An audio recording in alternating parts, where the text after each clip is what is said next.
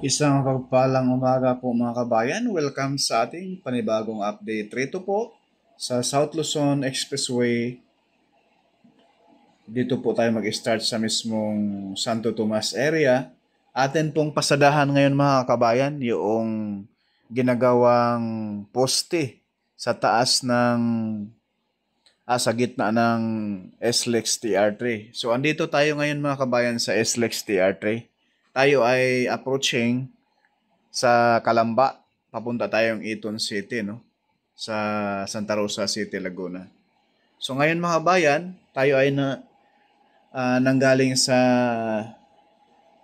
Santo Tomas. And then, nandito na tayo ngayon sa SLEX TR3. Papunta tayo ng Calamba City, Laguna.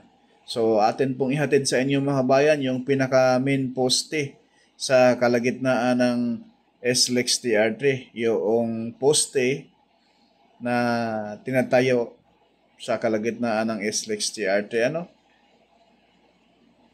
Yung poste ng SLEX Toll Road 4.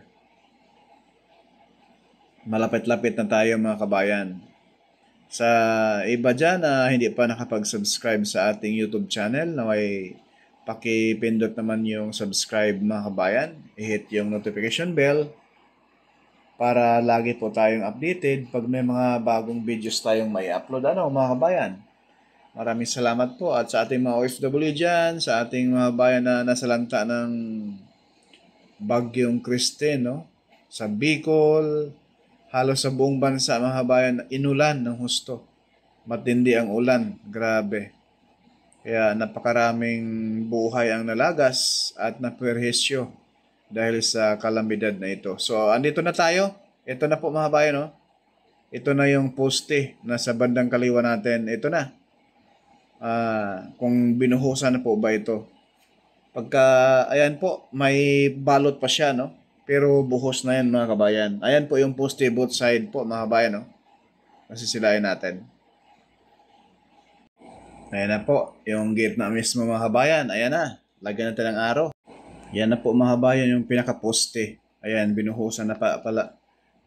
Buhos na yung gate na mga kabayan, no? Tatanggalin nila ang yung mismong balot doon. At pati yung scaffolding. Once na iyon ay matanggal na mga kabayan, mabaklas na, dyan na po ilalagay yung mga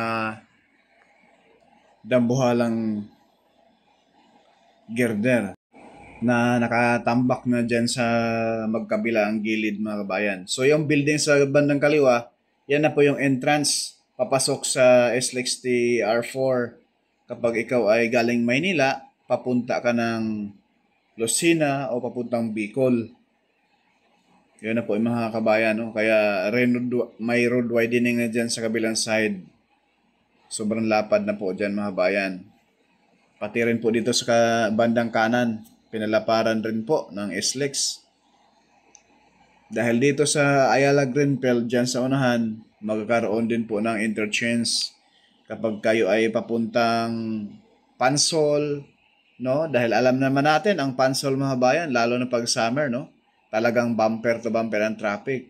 So once na malagyan ito ng toll gate, ang Bukal Bypass Road mula rito sa Santo Tomas, Maharlika Highway, papunta roon sa mismong Pansol mga bayan, papuntang Los Baños, mapabilis na po ang biyahe roon.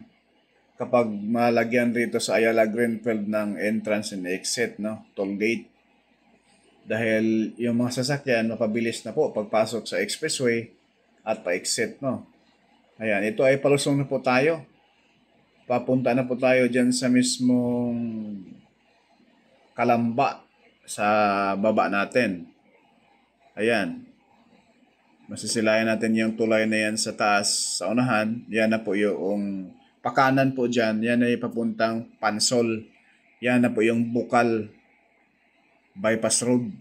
Itong pakaliwa, papuntang Maharlika Highway, papuntang Santo Tomas. Yan, ito po. Itong area ito, magkakaroon po yan dyan mga kabayan ng toll gate. Kaya nila para ng husto rin po rito, no? Ang papuntang Visayas, Mindanao, Bicol, Lucena, itong pasalubong ng mga sasakyan